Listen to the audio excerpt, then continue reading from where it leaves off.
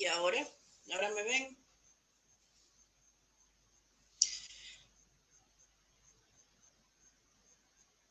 ¿Me están viendo?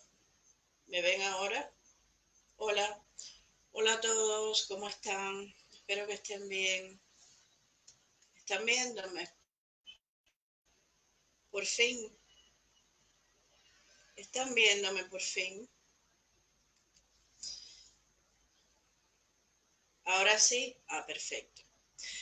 Bien, ¿cómo están? Tengo muchísimas cosas porque tenía un poco de retraso. El programa de hoy va a ser sin música para que no me hagan reclamaciones en YouTube después, ¿no? Entonces, el programa de hoy va a tener un poco de sueños de la razón, va a haber comentarios de libros y va a haber comentarios de la realidad de la actualidad, ¿no?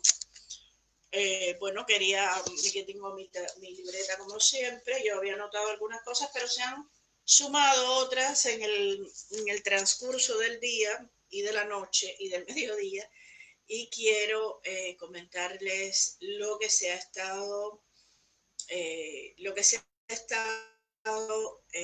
añadiendo, ¿no?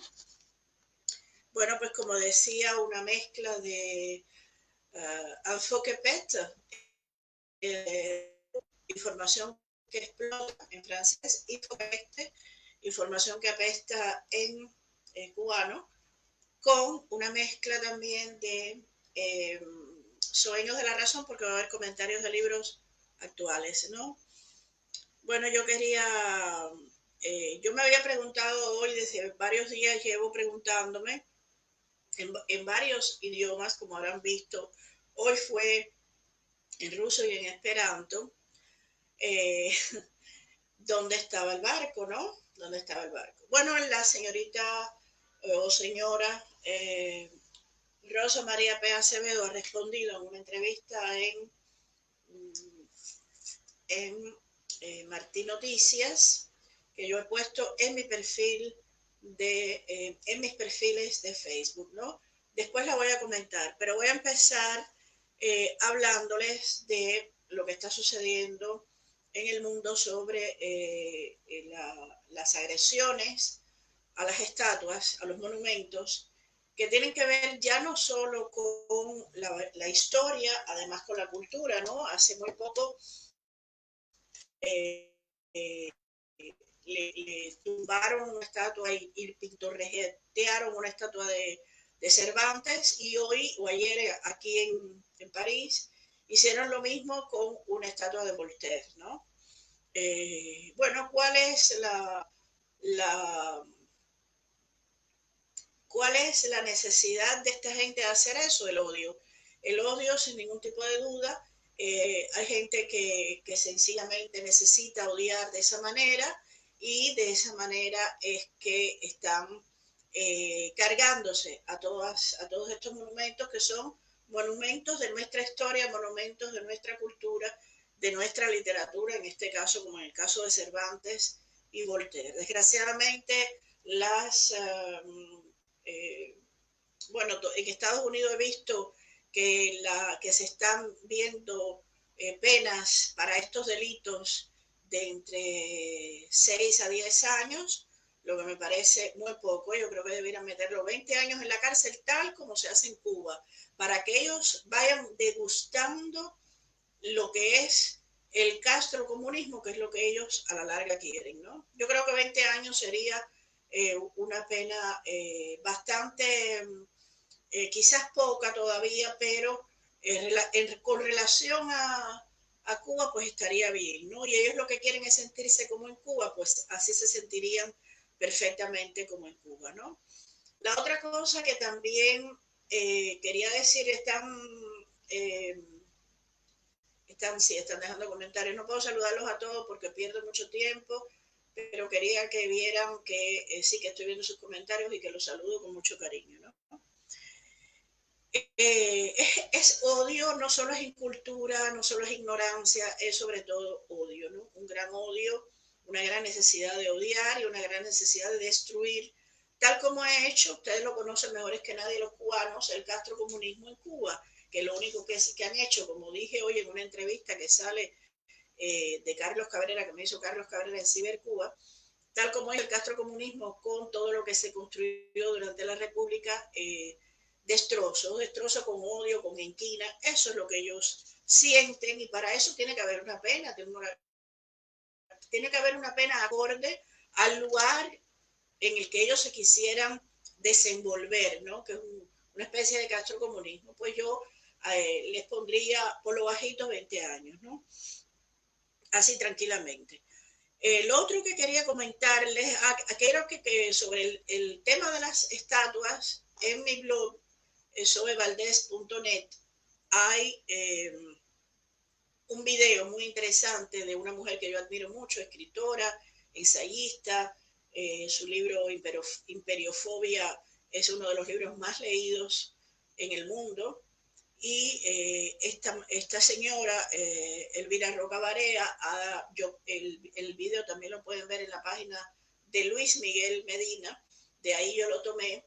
Ella explica todo muy bien por qué esta necesidad de tumbar estatuas, de romper símbolos, monumentos, y que desgraciadamente seguirá así, que esto no es una cosa que se va a terminar, que se va a parar, esto va a seguir, desgraciadamente, porque esto es lo que ellos quieren, esto es, y les voy a explicar después por qué y quién es la persona que está a la cabeza de este odio, ¿no? Yo quería señalarles que en España, por ejemplo, Irene Montero, de Podemos, la viceministra de Igualdad, que le hemos llamado viceministra de Igualdad porque ella le da igual cualquier cosa. Esta señora, que es lo más ignorante que se puede imaginar, que ha llegado a ministro, cama mediante, colchón mediante, porque es la mujer del líder de Podemos, de Pablo Iglesias. Esta señora dijo tranquilamente que cuando le han comentado esto en el Parlamento, que por qué ese odio contra los monumentos, la historia, dice que con la historia hay que ser críticos. Bueno, con la historia hay que ser críticos, pero ellos no quieren ser críticos, no son críticos con el comunismo, que han sido mucho más los asesinatos, más de 100 millones de crímenes, de víctimas, y para ellos el comunismo es la panacea. Ellos con el comunismo, por supuesto, no son críticos. Así se lo hice saber, se lo puse en su Twitter, ¿no? A su marido no se lo puedo poner porque su marido directamente me bloqueó cuando él entrevistó a Leonardo Padura, porque lo entrevistó en su programa La Tuerca, ¿no? Esto por una parte. Por otra parte, acabo de poner un video muy, yo creo que ejemplar, de alguien que yo admiro también mucho, de Macarena Olona, que es miembro de Vox, que ha tenido hoy una intervención extraordinaria, magistral, en el Congreso. Ha dicho, y ahí está el video y lo pueden ver, lo que es verdaderamente la violencia, que la violencia no tiene género. Y eso les ruego, por favor, que vean ese video, porque es muy importante que entiendan lo que está pasando, no solo en España, en Europa, con esa matraquilla de la violencia de género, que no son más que los inventos de chiringuitos para que todas estas feministas de pacotilla se creen sus negocios para coger dinero del Estado y poder armar sus chiringuitos y hacerse, como se han hecho ellos, millonarios, ¿no? Porque tienen su casoplón, ya no son, como decía Macarena Olona, ya no son el pueblo, ¿no? Como ellos decían, ahora son la casta, como a la casta esa que ellos criticaban y que ellos atacaban todo el tiempo y siguen atacando porque ellos son castas y no se enteran o no se quieren enterar que son castas, ¿no? Bueno, eso les ruego que vean ese video de Macarena Olona porque es muy interesante cómo en un congreso se planta cara y se dicen las cosas a los partidos oponentes. A eso nos tenemos que acostumbrar los cubanos, señores. Los cubanos tenemos que saber que cada cubano tiene derecho a criticar a su oponente, a dar su opinión y que nadie puede venir a decir que hay que callarse la boca porque hay que ayudar a los opositores. No, yo también soy opositora. Yo llevo muchos más años de opositora que muchos de los que están ahora haciéndose los opositores y cogiendo dinero, grants, que para eso están haciendo todo el papelazo que están haciendo ahora, para coger los grants que tocan en septiembre. No, yo vengo así siendo opositora desde hace muchísimo más tiempo y sin coger un centavo. Acostúmbrense a que las críticas son ahora, desde ahora y hasta que haya libertad en Cuba, haya congreso y se puedan en los congresos hacer lo mismo que ha hecho Macarena Olona hoy en el congreso en España, ¿no? Y como se hace aquí, como se hace en Japón, que hasta se caen a zapatazos, ¿no? Hay que ser críticos, hay que aceptar las críticas, hay que sencillamente responderlas o no, o quedarse callado, pero hay que, el debate es más que el cambio, es ya, porque para un cambio tiene que haber debate. El cambio no puede ser con el régimen. No se le puede imponer a los cubanos del exilio que haya un cambio de un plebiscito con el régimen. Eso, lo que está queriendo Cuba Decide, es infame. Infame. Porque es vinculatorio, como ella misma dice, esta señora, con el régimen. Seguimos. Bueno, parece que habrá un nuevo rebrote. Yo hoy no me puse mascarilla, pero les tengo que decir que hay que protegerse con las mascarillas porque todo parece indicar que habrá nuevo rebrote. Ya lo ha habido en Alemania, ya lo ha habido en varias ciudades de aquí de Francia y hay que tener mucho cuidado, hay que salir nuevamente con mascarillas, guardar las distancias para no recibir los wow, las toses de la gente encima y hay que tener mucho cuidado con eso. Se los digo porque sí hay nuevos rebrotes. No se sabe exactamente, parece ser que es el mismo coronavirus, que es el mismo COVID-19, pero puede que sea otro, según se está diciendo, porque también en Pekín, en otro mercado, ahora parece que de salmón, y están culpando los chinos, por supuesto, a Suecia, a Europa, hay un rebrote, dicen que a través del salmón. Bueno, cuentos chinos que ya lo sabemos cómo son y a dónde nos llevan, ¿no? Yo voy a entrar en libros que he estado leyendo porque, como les dije, hoy va a haber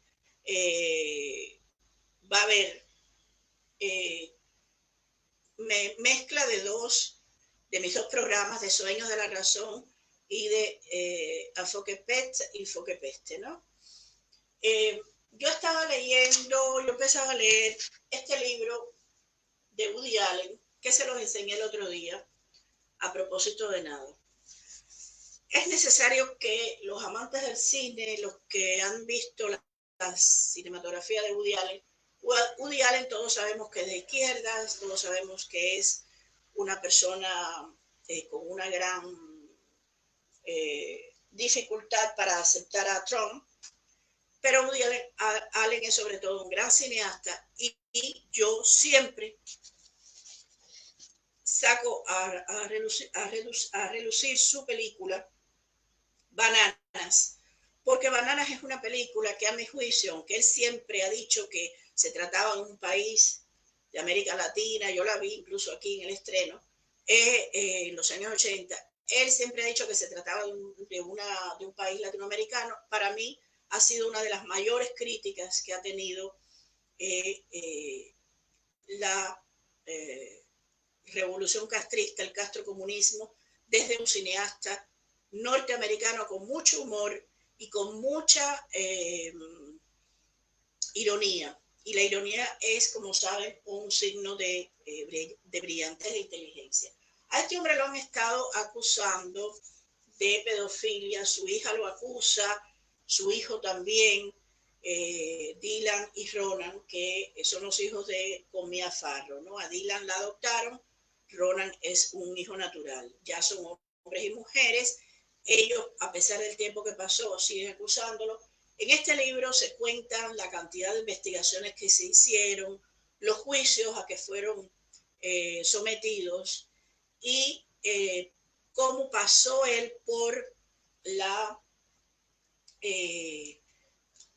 máquina el detector de verdades y de mentiras, el detector de mentiras, y lo pasó ampliamente, sin ningún problema, mientras que Mia Farrow se negó a pasar el detector de mentiras. Yo siempre he tenido una sospecha de que este hombre ha sido acusado y que esta mujer, él lo explica muy bien aquí, por qué fue. No creo que una persona que haya escrito un libro como este, que son sus memorias, y que cuenta tal como cuenta lo que pasó en ese momento, no creo que sea de verdad un pedófilo ni que haya abusado de sus hijos. Yo les ruego que se lo lean, es muy interesante porque tiene un cariz político importante, actual, en relación a lo que hacen las mujeres cuando se ven destronadas y cuando quieren acabar con un hombre. Los hombres también son víctimas y sobre todo un artista como él, ¿no? Yo personalmente tuve una experiencia bastante desagradable porque una de las cosas que el castrismo usa es precisamente la moral, acusar moralmente a alguien, destrozarle la moral a alguien, destrozarle la vida a alguien a través de la moral y a través del uso de los niños. Padre Castor, muchas gracias. Sí, Dios es amor, así mismo es, y la Virgen María. Yo quería continuar con, bueno, por favor lean este libro, juzguen por ustedes mismos, porque a este hombre le están prohibiendo su última película en Estados Unidos, una película extraordinaria que yo hace unos meses vi antes de que empezara la plaga del Partido Chino Comunista, y esta película es una maravilla de película, se la están prohibiendo en Estados Unidos junto con el resto de sus películas, él mismo lo dice ahí, y me parece muy injusto porque este hombre se han probado en varios tribunales, en varios juicios, con declaraciones, investigaciones por todas partes y todas las organizaciones infantiles posibles, que este hombre no violó a sus hijos, a pesar de que su hija ha salido a la televisión llorando, diciendo que si ustedes saben cómo se traumatiza a un niño, cómo se le manipula la mente a un niño, sobre todo cuando es la madre la que lo hace, o uno de los dos padres, en este caso la madre. Bueno, de este libro quería pasar al manifiesto Redneck, que ustedes habrán visto, miren cómo lo tengo, que yo primero lo presenté hace unos días aquí, en el momento en que estaban las manifestaciones antifa en Estados Unidos. Es un libro de Jim Goat. Yo les suplico que lo lean también, está en inglés por supuesto, y hay una traducción al español que es la que yo he leído, donde aquí se explica la historia del del esclavismo en Estados Unidos, por dónde comienza, ¿no? Cómo comienza la historia del esclavismo en Estados Unidos. Es necesario que lo lean, se lo recomiendo sobre todo a la hija América de Alexis Valdés por el video tan espantosamente cursi e ignorante que publicó. Yo lo siento, pero los jóvenes también tienen que cultivarse, tienen que leer y saber que en Estados Unidos el esclavismo, y lo dice, aquí está todo en este libro, yo leí fragmentos el otro día, empezó por el esclavismo de los blancos, de los irlandeses. Ya yo leí el otro día cuánto costaba una irlandesa, 3 vacas y cosas así, ¿no? Y el esclavismo, aquí está dicho, de los irlandeses contra los irlandeses fue mucho más duro, mucho más abusador, mucho más terrible, y contra los niños escoceses que contra los africanos, que ahora se les llama afroamericanos, pero que yo seguiré llamando negros porque a mí me llaman blanca y a los demás les llaman blanco, amarillo, chino, pues a ellos también hay que llamarlos negros porque son negros, ¿no? Entonces yo lo siento mucho. Aquí hay unos fragmentos que yo quería leerles, no iba a ser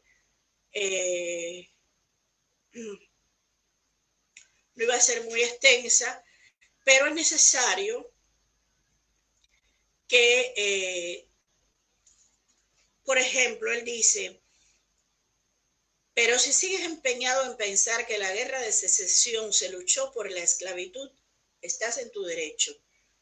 Duncan Munchkin, si tal fuera el caso, entonces tendrías que decir que los blancos pobres del norte y los blancos pobres del sur se masacraron entre sí para liberar a los esclavos negros, cosa que es verdad.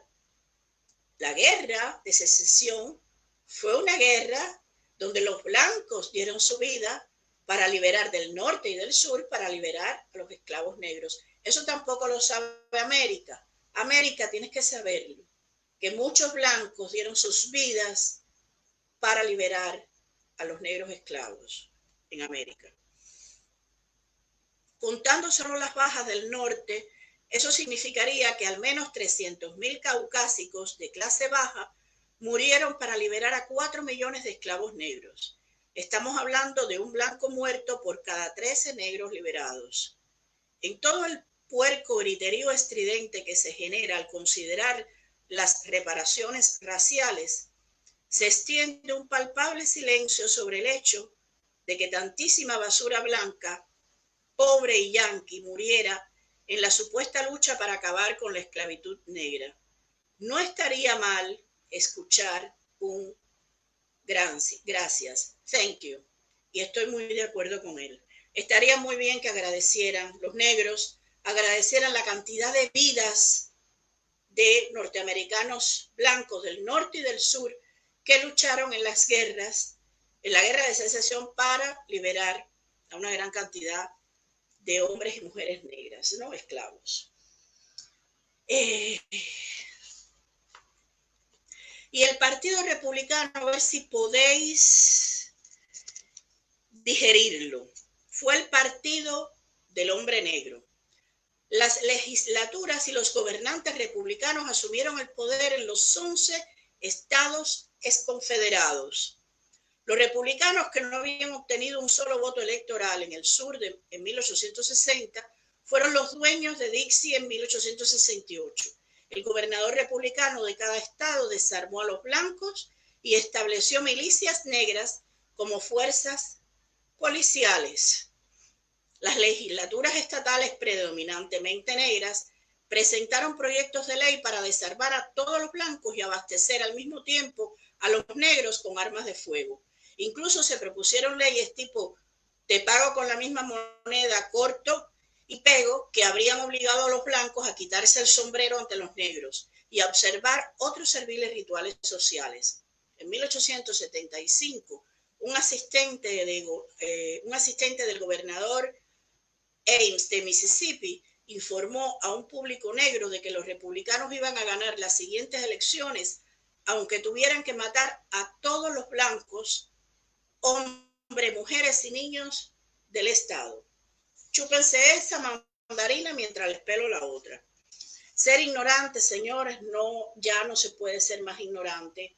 Hay que leer, señores, historia, y no se puede andar con esa gracia tan bonita de la juventud y el pelo alborotado haciendo gala de una piel que no tienes. Tienes el pelo, pero no tienes la piel. Si tú mañana coges y te alisas ese pelo como se lo alisa Miguelón, tú no pasas por lo que eres. Tú pasas por una blanquita más, probablemente white trash en Estados Unidos. Entonces, dejen ya la ignorancia, que aquí la gente ha leído y aquí la gente no es come mierda, y hay que saber que los libros existen y que no solo están los influencers y los tequeteques que están metiendo cada 5 minutos llenos de ignorancia y además de eso, de ira, porque son muy airadas, gente muy airada, porque la gente muy ignorante es muy airada. Y además cuando te encolerizas y no tienes sabiduría detrás, pues quedas muy mal, mi vida, quedas muy feíta, porque la gente se da cuenta que lo único que tienes es ira de ignorante, ira de gente muy, muy ignorante. Y eso sí es muy feo, sobre todo en una mujer en estos tiempos. En estos tiempos es muy feo ser mujer e ignorante, ya que si es que vas de feminista, ¿no?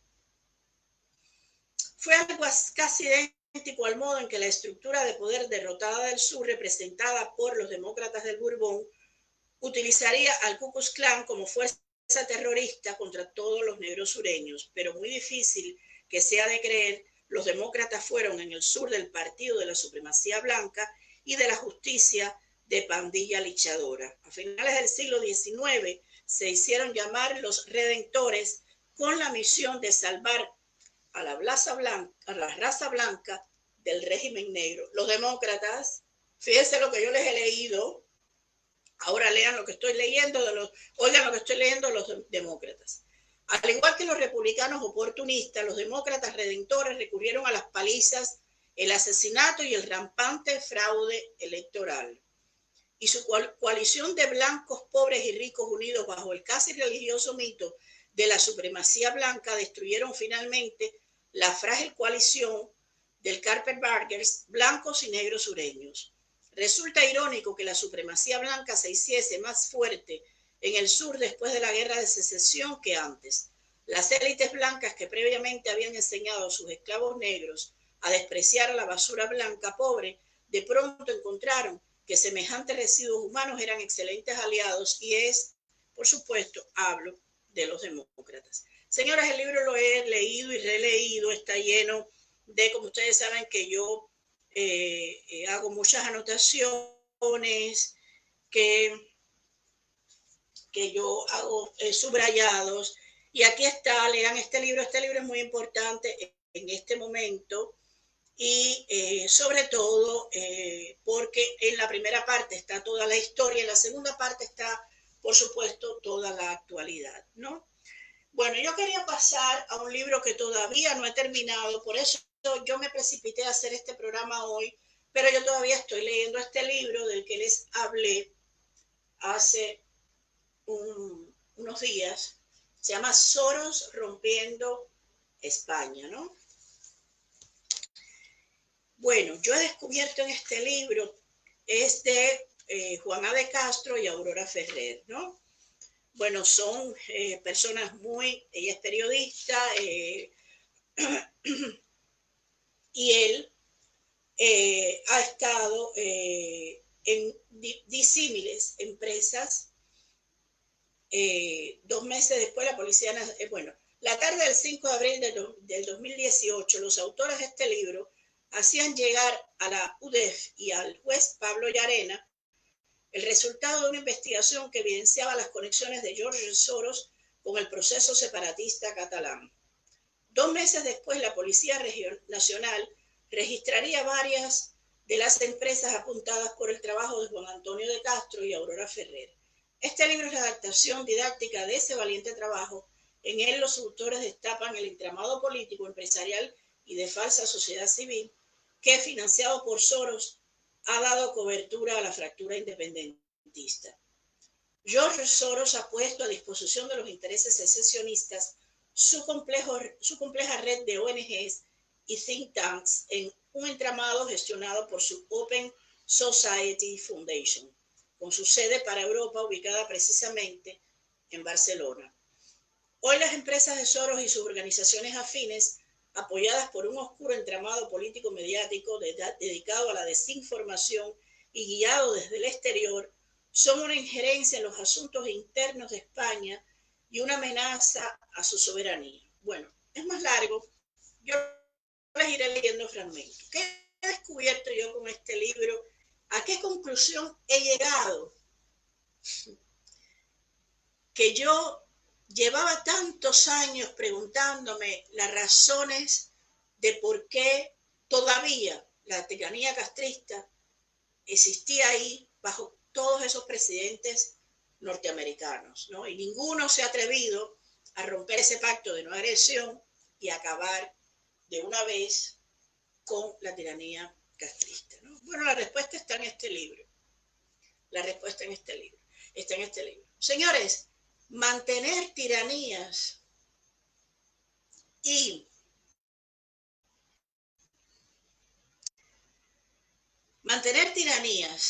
y organizar como ha hecho George Soros por décadas, revoluciones coloridas en diferentes lugares, es un negocio.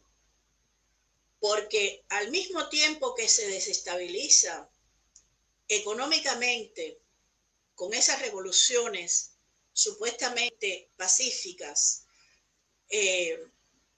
al mismo tiempo que supuestamente se estabiliza la tiranía, se desestabilizan las economías.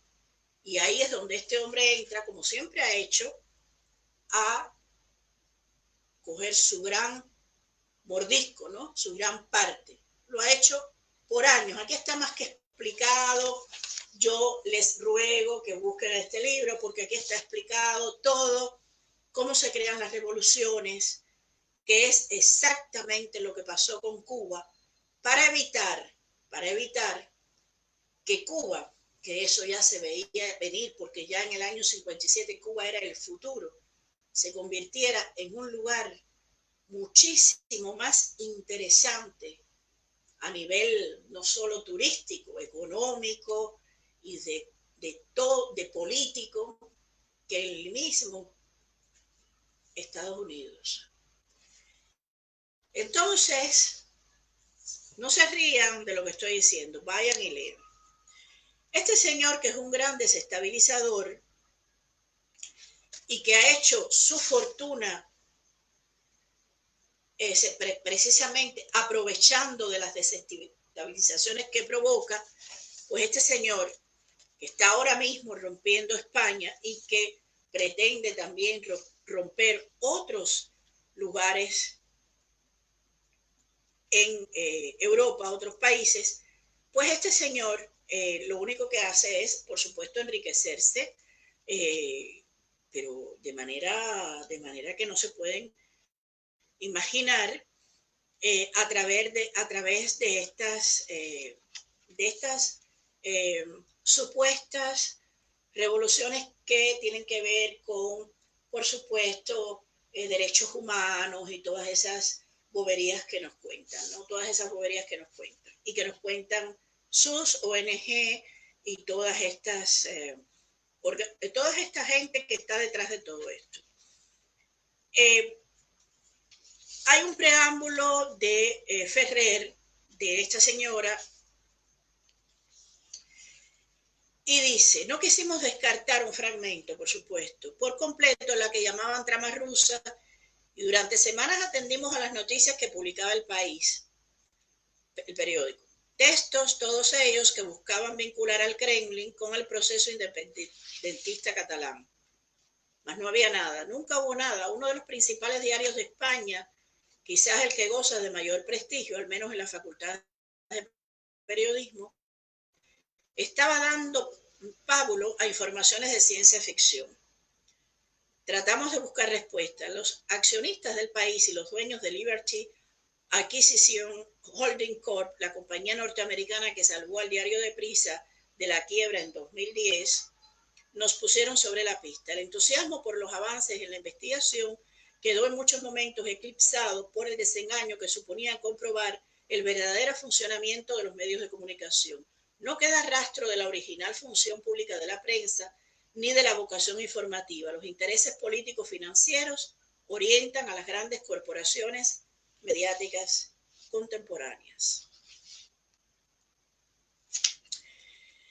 Ellos explican por qué han escrito este libro,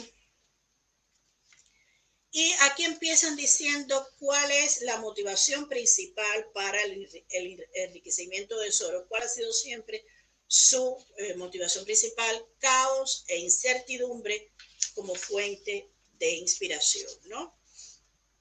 Dicho de otro modo, Soros violenta las sociedades de la misma forma que lo hace con los mercados financieros, solo que esto lo digo yo, que cuando violenta las sociedades donde hay dictaduras, pues este hombre, pues claro, se ve, y sus ONG se ven como una especie de salvador, ¿no? Mientras que cuando desequilibra los mercados financieros, pues por supuesto, lo primero se enriquece con una rapidez y una enormidad tremenda y deja las economías devastadas, ¿no? Reconfigurando equilibrios sociales y políticos en favor de sus intereses. Las sociedades percibidas a fin de cuentas como fluctuaciones con las que interactúa en nombre de su sociedad abierta, ¿no?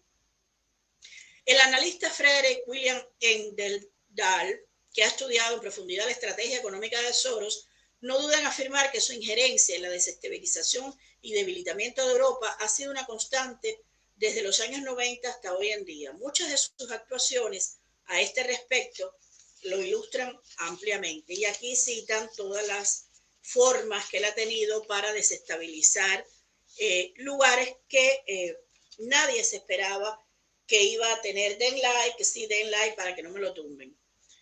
Y compartan, por favor. Entonces, aquí ellos se sitúan más en la parte catalana, pero llega un momento en que van descubriendo todavía mucha más información. La revista Forbes estima en 8.000 millones su actual fortuna personal tras haber transferido una gran parte, 18.000 millones, a sus Open Society Foundation en otros lugares del mundo. O sea que no es, esa es la que se conoce, pero hay otras que fortunas que ha ido transfiriendo, ¿no? Hoy Soros sigue pavoneándose de haber tumbado la libra esterlina en un solo día. Fue el 16 de septiembre de 1992, luego conocido como Miércoles Negro. La operación permitió a Soros ganar más de $1.000 millones y hacer temblar a la City. Aquí hay una gran, pero gran cantidad de información sobre la formación de Soros. Soros se comunica en muchas ocasiones en esperanto porque lo habla perfectamente. Recuerdan que el esperanto se vendió como el latín de los obreros y este hombre se vende como un mesías del antiguo, un poco ligado a la antigua Unión Soviética, ¿no? Si quieres verlo de ese modo. Su análisis financiero y su teoría socioeconómica, él mismo la ha llamado la reflexividad. La reflexividad. Aquí está muy bien explicado lo que es el grupo Quantum, averigüen lo que es el grupo Quantum.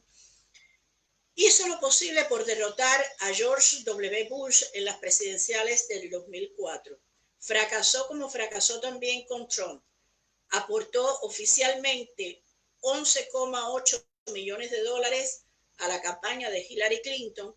Ganó, sin embargo, en el caso de Barack Obama, sobre el que dicen ejerció una enorme influencia y la sigue ejerciendo, como podrán ustedes ver, ¿no? Ultraliberal en lo económico y ultraprogresista en lo moral, ultraliberal en lo económico y ultraprogresista en lo moral, Soros financia desde movimientos favorables a la legalización de la marihuana, sociedades proabortistas, pasando por movimientos LGTB u ONG pro-migratorias. Él pide un gobierno único para el mundo de inspiración materialista, dirigido por élites económicas internacionales. En el bestseller The New Reagan Revolution del 2011, el periodista Jim Deney describía con estas palabras a Soros: es potencialmente más peligroso que una bomba nuclear, actúa en la sombra y con determinación, usando su dinero y poder para manipular nuestra economía y sistema político. Un misil nuclear puede destruir una ciudad. George Soros puede destruir nuestro estilo de vida. ¿Qué es lo que está pasando? Es lo que estamos viviendo. Bueno, pues hay muchas cosas que me gustaría leerles. No quiero hacer esto muy largo hoy, pero les quería comentar lo siguiente. Su modelo ha logrado, a golpe de talonario, infiltrar su ideología en la izquierda liberal europea, especialmente a través de lobbies e instituciones en Bruselas, y lo mismo ha ocurrido en Norteamérica mediante el apoyo a las campañas presidenciales de aquellos que escoge como aliados. Lo cierto es que detrás de una apariencia progresista Sus ONG no son más que organizaciones liberales y ultracapitalistas orientadas a generar agendas políticas perfectamente diseñadas, instalar regímenes títere, y es preciso insistir, servir fielmente a los designios de la oligarquía angloamericana desde la economía, pero desde la moral es otro el cuento. Resulta paradójico observar que regímenes de izquierda y socialdemócratas, especialmente en Europa, se alinean y someten a dicha oligarquía. También movimientos como el 15M o Occupy Wall Street, ocupar Wall Street, protegidos y amparados por el magnate. Me voy a hacer una pausa aquí, porque fíjense que esta era todo lo que yo he leído hasta ahora, la mentalidad de Fidel Castro, señores. Recuerden a Fidel Castro y recuerden el retrato que yo estoy haciendo de este personaje es el de Fidel Castro, sin haber tenido probablemente la gran posibilidad económica para tumbar economías que tuvo este hombre, porque Fidel Castro se dirigió más a tumbar sociedades, modelos de sociedades, ¿no? Y lo logró en Colombia, y lo ha logrado en muchísimos países en América Latina. Por suerte Colombia ahora va en otra dirección, pero Colombia ha sufrido mucho la guerrilla de la FARC, como él se quiso hacer con Venezuela, él quiso hacer con Venezuela, que no lo logró, pero lo logró con Chávez. No lo logró cuando quiso al inicio, pero lo logró después con Chávez. Vean lo que es Venezuela hoy. Y esto es exactamente la mentalidad de Fidel Castro, pero que cogió por otro camino. Este señor ha cogido por un camino mucho más sensato para él, por supuesto, porque lo ha convertido en, bueno, es el hombre más, probablemente el más rico, uno de los más ricos del mundo, muy ligado a los Rothschild, muy ligado, por supuesto, como ya les expliqué, su conexión, por ejemplo, con los Rothschild explicaría en parte su éxito en las finanzas globales. El nuevo orden mundial de Soros busca impedir que las naciones obstaculicen el modelo capitalista que alimenta a sus empresas y a oligarquías financieras transnacionales, tales como Rockefeller, Rothschild y Goldman Sachs. Así, Soros habría cogido el relevo de David Rockefeller y estaría cumpliendo el programa diseñado por estos círculos económicos con sede en la City, Wall Street y Suiza. Bien, ¿por qué quiero llegar a esto? Fíjense, Occupy Wall Street. Quiero ir directamente, no me voy a demorar, pero lean el libro porque aquí están todas las revoluciones que este señor ha tratado de hacer en diferentes lugares del mundo, como se llaman las revoluciones de los colores, bueno, la revolución naranja, la revolución de las sonrisas y amarilla en Cataluña, rompiendo España, y bueno, el éxito por ejemplo, de Black Lives Matter y el activismo de la Fundación Gamaliel ilustran bien este proceso. De este modo, Soros, supuesto adalid del multiculturalismo y de una sociedad abierta global que milita supuestamente por los derechos humanos y contra el racismo, no tuvo reparos en imponer en Estados Unidos una cultura de violencia y disturbios raciales con tal de lograr sus objetivos desestabilizadores. Este es un libro de hace 4 meses o quizás un poco más. Aquí se habla pues de lo que está sucediendo en Estados Unidos, pero yo voy a ir directamente a Cuba. Cuba, señores, Cuba. No es casualidad que Soros, tal y como ya se ha señalado, apoyase, y vuelvo y repito, el 15M y movimientos tales como Occupy Wall Street. Ustedes se acuerdan que yo desautoricé Wikipedia, entre otras cosas, no solo porque mentían, sino también porque decían que yo había tenido grandes encontronazos, polémicas con Giovanni Sánchez, Tania Bruguera y Lucía Echevarría. Qué casualidad que cite Wikipedia Google pertenece a Soros, quiero que sepan, Wikipedia, todo esto está controlado por Soros. Esto aparece en este libro, no lo digo yo, está en este libro. Qué casualidad que yo he tenido encontronazos y polémicas con ministros de cultura de Francia, de España, hasta con Zapatero, que fue pública por teléfono en una entrevista de hace mucho tiempo, con los 75 y la Primavera Negra, aquí con François Hollande, con el mismo Chirac,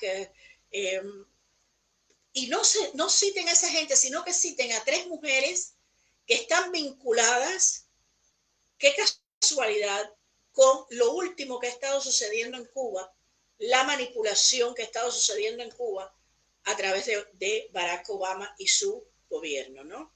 La primera, por supuesto, Giovanni Sánchez, Tania Bruguera, recuerden que es la persona que además es hija de un connotado embajador castrista al que yo aquí enfrenté. Yo enfrenté a su padre en su oficina. Están los videos en YouTube cuando la Primavera Negra. Mucho más fuerte, de manera más fuerte que a ella misma.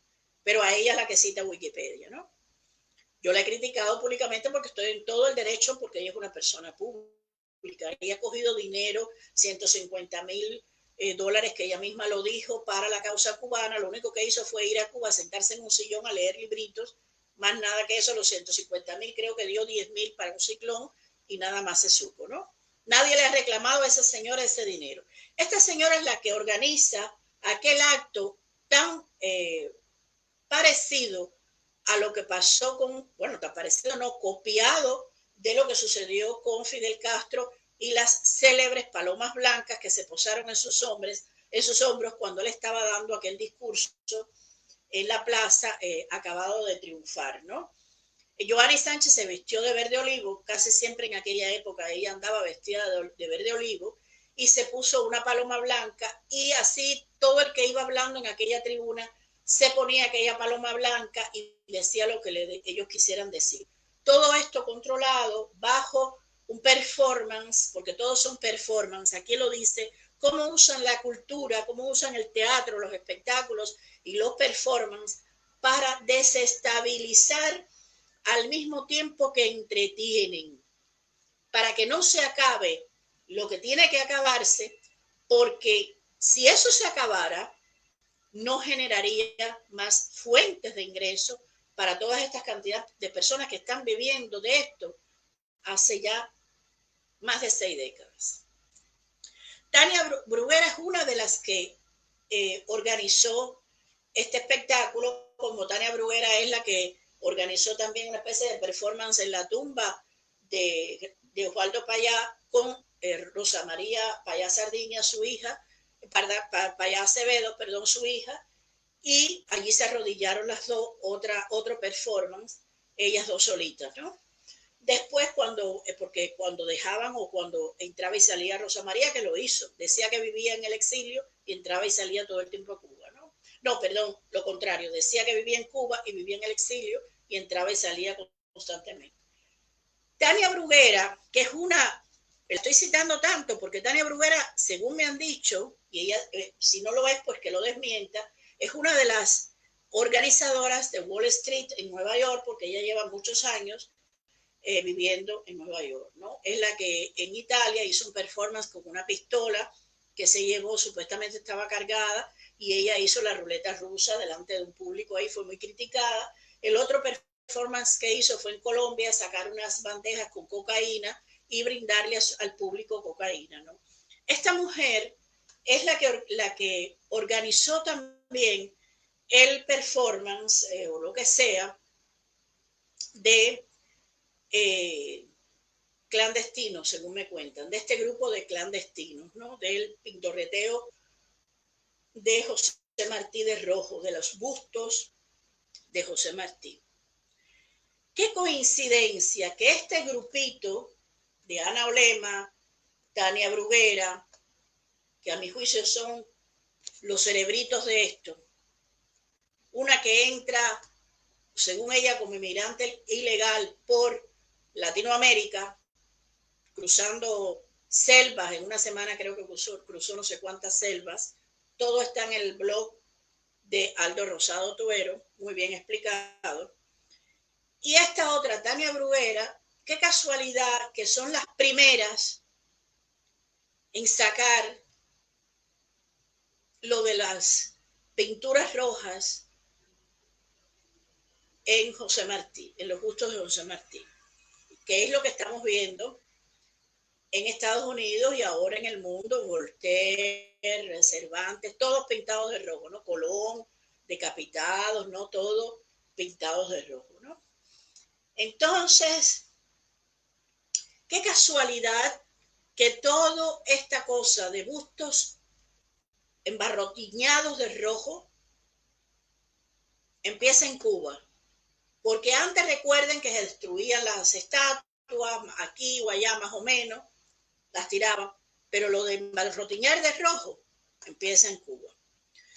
Y qué casualidad que en Wikipedia, que yo he desautorizado por una de estas cosas, por eso, de tantas polémicas que yo he tenido, ponen a estas tres mujeres que son directamente las que han tenido, las que se han beneficiado de alguna manera, yo no sé Lucía Echevarría, pero se han beneficiado de una publicidad que se parece mucho a la que hacen las ONG y las organizaciones relacionadas con George Soros, ¿no? Y su desestabilización a base de entretenimientos. Dicen que pacíficas, pero en realidad hay violencia, hay mucha gente herida, malherida, y algunos muertos, bastante ya van siendo bastantes muertos, ¿no? Soros nunca ha negado operar en paraísos fiscales. La propia Open Society está registrada en paraísos fiscales offshore, ¿no?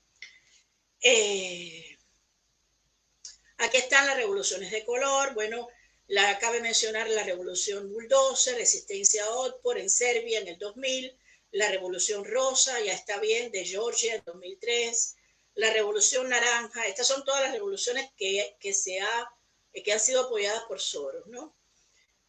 Ha llegado la hora pora de Ucrania en el 2004, la revolución de los tulipanes, que el renacimiento en Kirguistán a principios del 2005. Se cumplía así el objetivo de llevar al poder a fuerzas políticamente abiertas. Cuba, recuerden, hace muy poco, es que señores, hay que mezclarlo todo. La revolución de los girasoles, qué casualidad también amarilla, como en Cataluña, ¿no? El lazo amarillo, la revolución de las sonrisas. Pues en Cuba la revolución de los girasoles, recuerden que salió el líder de un Paco, de José Daniel Ferrer, con un girasol en la mano y 4 o 5 detrás. Lo que pasa es que en Cuba es muy difícil porque en Cuba él, entre otras cosas, no vayan a creerse que Soros puede con los Castro, con Raúl Castro sobre todo, tan fácilmente. Porque además de eso, Soros es también como Raúl Castro. O sea, Raúl Castro y Soros se parecen mucho, ¿no? Resulta asombroso que el senador John Kerry se atreviese a afirmar en Ginebra en el 2015 que nosotros, Estados Unidos, no hemos estado involucrados en las múltiples revoluciones de color. Bueno, ahí él dice que es falso. Cuenta la Twitter de Siria, que trajo una dura represión, las de Libia, Yemen, que trajeron también, porque traen, por supuesto, una gran cantidad de represión. Ahora les voy a decir los 4 condicionantes para que dichas revoluciones triunfasen. Fueron un líder muy impopular, generalmente con pocas expectativas y abandonado por la élite. No es el caso de Raúl Castro, por eso en Cuba no funcionará. Y por eso lo que se está haciendo es un paripé para entretenernos, que es también la otra opción, entretenernos al exilio y a los cubanos que quieren la libertad de Cuba, para mantenernos así todo el tiempo que sea necesario y nunca Cuba llegue a alcanzar su libertad. Pero escuchen esto, déjenme tomar agua.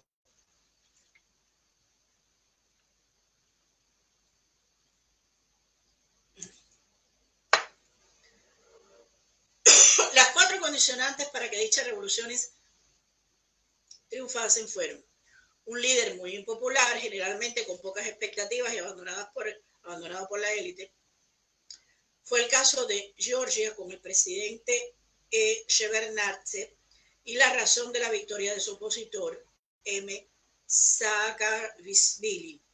También fue el caso de AKF, presidente de Kirguistán, con un movimiento de las élites hacia la oposición.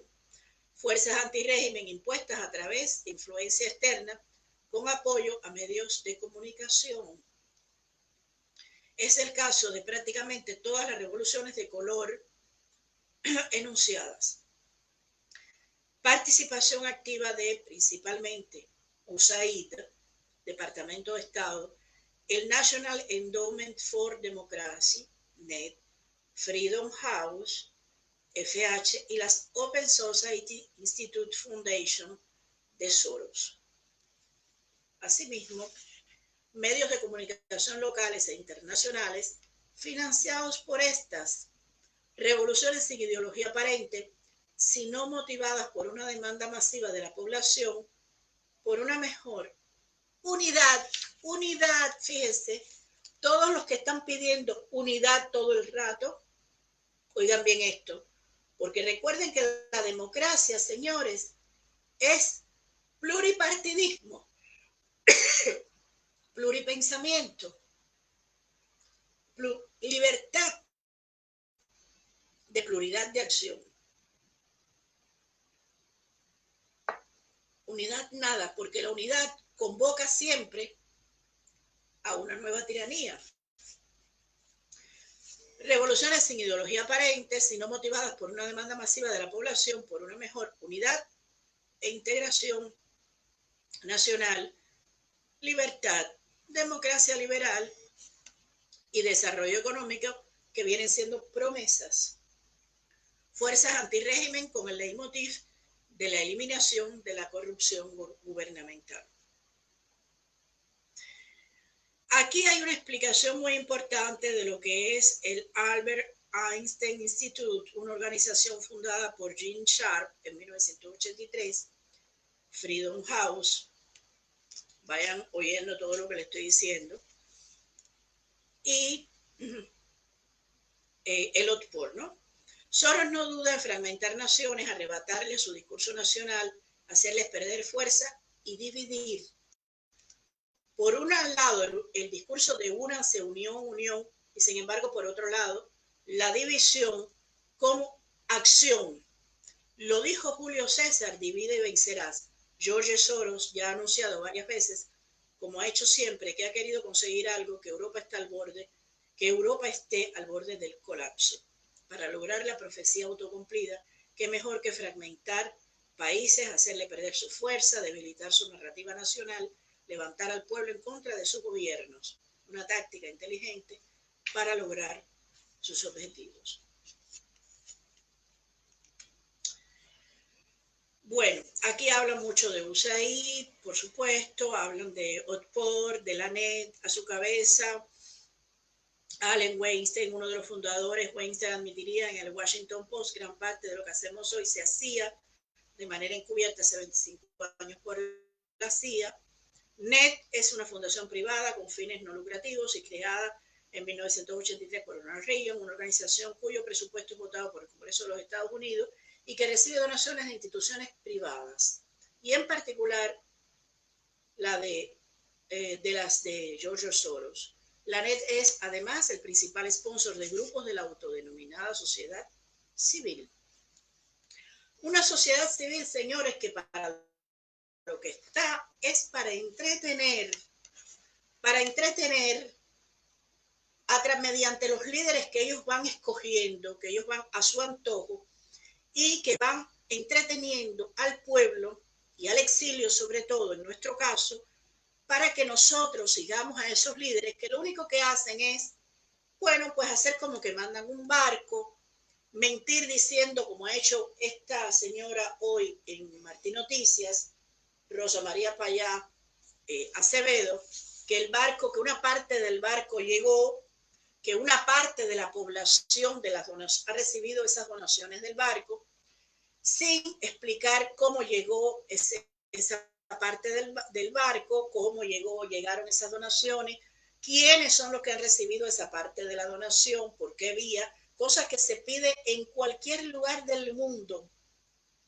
Transparencia de los diferentes sectores políticos de la sociedad, y ella pertenece a la sociedad norteamericana y al exilio cubano, y esa transparencia hay que exigirla porque esa transparencia forma parte de la democracia y de la libertad, y necesitamos esa transparencia, ¿no?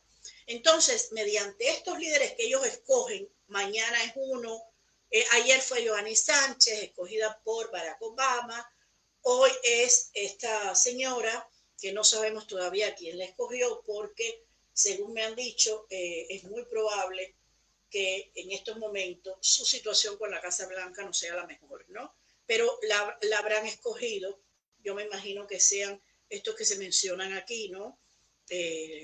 Estos que yo mencioné en otro programa también, para que representen al exilio sin haber sido votados, abandonando a otros líderes dentro de Cuba, abandonando a otros líderes del exilio, abandonando a los opositores que no piensan como ella, imponiendo los pensamientos que le funcionan a estas ONG y a esta gente para mantenernos entretenidos. No es más que un entretenimiento para ellos ganar tiempo y ellos seguir forrándose con los grants. Ahora recuerden que en septiembre vuelven los grants, y los grants, pues esta señora ha recibido varios. A esta señora también hay que pedirle cuenta de esos grants, como hay que pedirle cuentas a muchos que están recibiendo grants en nombre de los cubanos, como también es el caso de, por ejemplo, los checos. Hay un grupo de checos que están recibiendo grants, y hasta mexicanos, en nombre de los cubanos. Entren allí en los grants para Cuba y América Latina y verán toda la cantidad de gente que se recibe grant por ayuda económica importantísima, elevadísima, por el caso cubano, ¿no? Y no vemos resultados de nada. Y así pasarán años y no lo veremos porque, como digo, todo se trata de un entretenimiento para que los que están allí sigan justificando el dinero que reciben, sus ganancias, y estos también justifiquen, por supuesto, sus ganancias, ¿no? En la financiación del proyecto Thor encontramos al US Naval Research Laboratory, Google y la organización Human Rights Watch, financiada principalmente por Soros y por el Departamento de Estado norteamericano. En Human Rights Watch encontramos a Morton Abramovich, secretario de Estado adjunto para los servicios de inteligencia y la investigación, y hoy miembro del Council on Foreign Relations CFR. Pero no solo, también está Paul Gober, director de comunicaciones en Radio Free Europa, Radio Liberty, una emisora creada por la CIA y que también está financiada por Soros. Señora, la CIA está financiada por Soros. Entonces, yo les recomiendo que lean esto, porque este libro nos lleva, Soros rompiendo España, pero ellos se fueron ya más allá del tema de España, y se podría llamar Soros rompiendo el mundo, ¿no? Y nosotros somos una parte de ese mundo mínima, y hay mucha gente que se está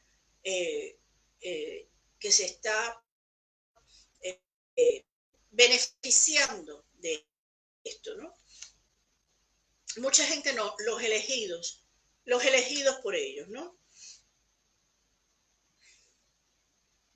En resumen, la estrategia de Soros en África, por ejemplo, se desarrolla de la siguiente manera. Se inyectan millones de dólares con el fin de revelar supuestos escándalos con el único objetivo de agitar a las masas. Se apoya la creación de movimientos ciudadanos para perturbar el orden público. Se utilizan ONGs aparentemente independientes para ejercer acciones ante la justicia. Un caso paradigmático es el de la ONG global financiada por Soros, Global Witness. Primero pusieron al mando de esa revista a Gillian Caldwell, ex dirigente de OSF, y luego transformaron la misma, supuestamente creada para mostrar el pillaje de los recursos naturales en el mundo, en un escaparate donde denunciar a sus competidores como responsables del pillaje y la corrupción. Bueno, aquí está Soros y Estados Unidos. En 2006, David Horowitz escribió un libro explosivo sobre el Partido de las Sombras, en el que explicaba cómo el multimillonario y los radicales de la década de los 60 se apoderaron del Partido Demócrata de los Estados Unidos y lo transformaron. La financiación de la campaña de Obama y las operaciones que han desarrollado conjuntamente a lo largo del mundo durante su presidencia así lo atestiguan. Horowitz describía la estrategia arriba y abajo, utilizada por Soros y el partido de la manera siguiente. Genera violencia en la calle y luego haz que tus propios hombres vayan a arreglarla. Esta gente violenta hace que la anarquía suene atractiva, lo que puede significar que gente inocente sea asesinada. Y luego Obama los invita a la Casa Blanca y Soros está financiando tanto a Obama como a los criminales en las calles. Por eso, cada vez que yo pido que Estados Unidos nos debe los drones y una intervención quirúrgica, es porque trato de evitar que cada vez que un descarado, una descarada llame a que la gente en Cuba salga a las calles a pedir las latas o lo que sea, me parece que están llamando a la gente a que sucedan estas escenas violentas, donde por supuesto siempre hay una vida que se pierde y siempre hay una violencia extrema de heridos y no se resuelve nada, solo entretener. Mientras que una intervención quirúrgica como se hizo en Panamá y se hizo en Granada, se termina de tajo con eso.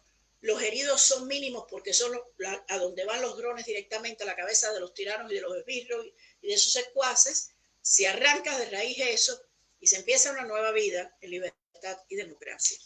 Eso es lo que siempre pido, ¿no? No sé si me entienden.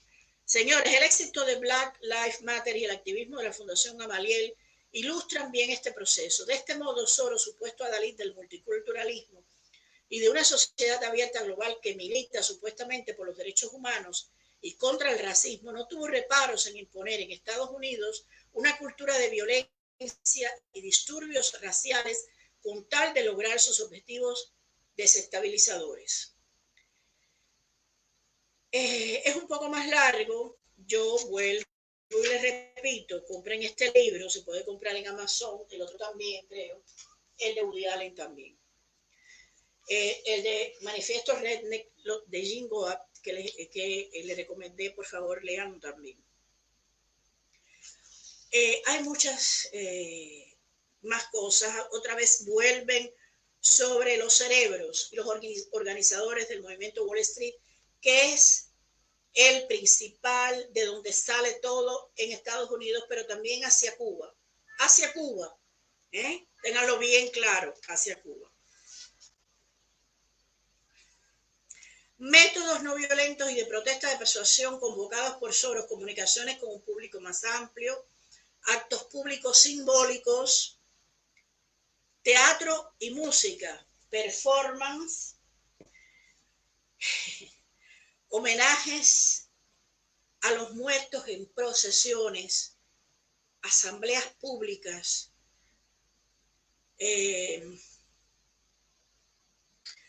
métodos de no cooperación social, oigan esto, ostracismo y aislamiento, lo que acabamos de vivir.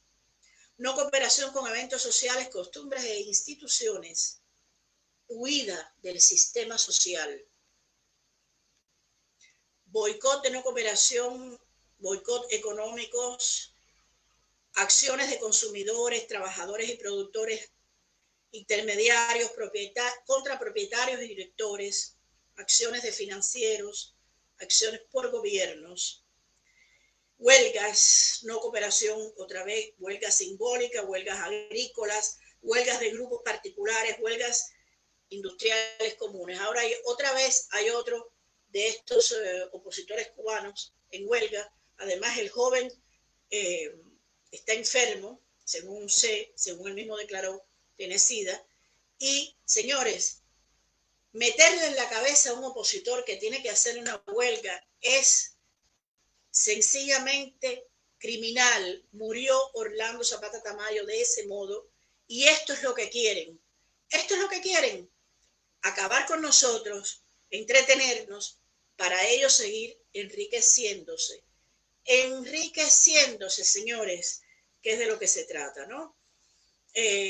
No cooperación de ciudadanos con el gobierno, acciones por funcionarios gubernamentales, acciones gubernamentales internacionales, métodos de intervención no violentos, bueno, pero que a la larga se convierten en, como he dicho ya efectivamente, en muy violentas, ¿no?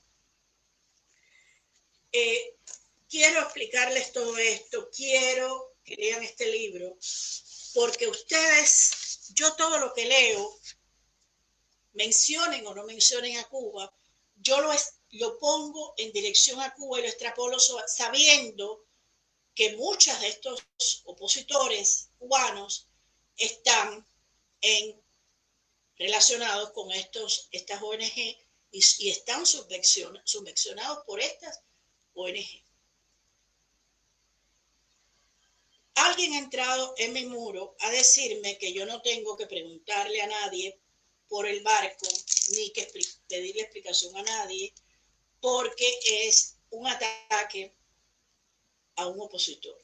No, yo soy opositora de hace muchos años. Eso es un ataque a mí que soy opositora.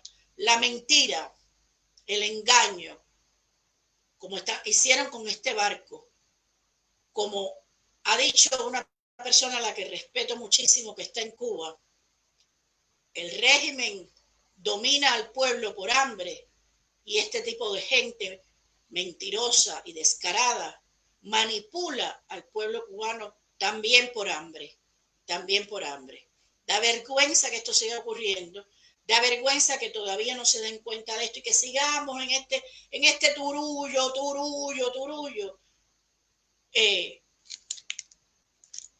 al infinito, ad infinitum. Y no nos demos cuenta que nos siguen entreteniendo, que hay una sola vida, que muchos han muerto y han quedado al campo en el camino, que no han podido regresar a su país libre, que algunos ya tenemos 60 años o más y que queremos ver a Cuba libre. Pero como esta gente ha llegado después, porque esta señora dice en esa entrevista en Martín Noticias que ella no sé qué cosa, ella en Cuba no hizo absolutamente nada, fue su padre el que hizo. Ella su padre la protegía de todo eso, eso es sabido, todo el mundo lo sabe. Ella incluso pudo salir en el 2008 y tenía hasta estaba preparando su padre para sacarla de Cuba. Entonces, por favor, no mientan más, no engañen más al pueblo cubano y acaben de explicar cómo entró esa ayuda que dice ella que entró a Cuba, que por qué vía, porque el barco no pudo ser, porque ella misma dice que el barco no ha llegado. Entonces, ¿qué? ¿Por qué vía entró? Porque la oposición, yo que estoy en la oposición, en contra del régimen y en contra de toda esta partida de descarados mentirosos, quiere saber la verdad. Porque el que nada quiere para sí, buscará siempre la verdad, como escribió José Martí. Y yo no quiero nada para mí, yo quiero para Cuba, yo quiero la libertad de Cuba. Cuba primero, Cuba siempre, Cuba después, como decía, no sé si estoy citándolo bien, nuestro querido Tamargo. Entonces, por favor, queremos esa explicación, que Martín Noticias haga su trabajo y pregunte a gente en Cuba que ha recibido esa ayuda, ¿qué recibieron? ¿Qué ayuda recibieron? ¿Y por qué vía la recibieron? Y que esta muchacha acabe de explicar por qué otra vía va a entrar el otro barco que dice ella que va a entrar con más ayuda, ¿no? Se han inscrito 15,000 personas y un contenedor no alcanza para 15,000 personas. Las ayudas, yo no estoy en contra de las ayudas. ¿Cómo voy a estar yo en contra de las ayudas cuando yo llevo 40 años enviando ayudas de todo tipo para Cuba? Dinero de todo tipo, ropa de todo tipo, libros. ¿Cómo voy a estar en contra de las ayudas? Pero todos sabemos que el régimen castrista, todas esas ayudas, o las detiene y no las deja entrar, o las decomisa y las vende después en las diplotiendas. Y todos sabemos que cualquier tipo de iglesia en Cuba, salvo algunas personas de buena fe y buena voluntad que intentan ser honestos, y lo son, están también bajo la opresión, bajo la presión del régimen castrista. Y responden en muchas ocasiones al régimen castrista, porque si no, no podrían existir, no existirían. Entonces, que acaben de decir la verdad, que acaben de comentar y explicar cómo lo están haciendo, porque la oposición, que soy yo también, quiere saberlo. Y mucha gente lo quiere saber. Y estamos en el derecho de saberlo, porque cuando haya libertad en Cuba y haya democracia, y existan los partidos políticos que son hoy todos los que pensamos de manera diferente a otros, porque no todos pensamos iguales y nos vamos a organizar en partidos políticos, este tipo de diálogo y este tipo de discusión, como la que plantó Macarena Olona hoy en el Congreso, se va a dar con muy buenas palabras, con mucha educación, o a grito pelado, como lo hizo ella en el Congreso, o como lo hacen los japoneses también en el Congreso, que se dan zapatazos en la cabeza y se dan galletazos y a trompa limpia. Entonces, tengan, por favor, sean honestos, tengan vergüenza, no mientan más y díganle a los cubanos la verdad, porque la necesitamos, porque llevamos muchos más años que ustedes, muchísimos más años que ustedes en la oposición, logrando cosas, porque la hemos logrado, en muchísimas ocasiones lo hemos logrado. Muchas gracias y hasta muy pronto. Make Cuba the Caribbean Pearl again. Gracias.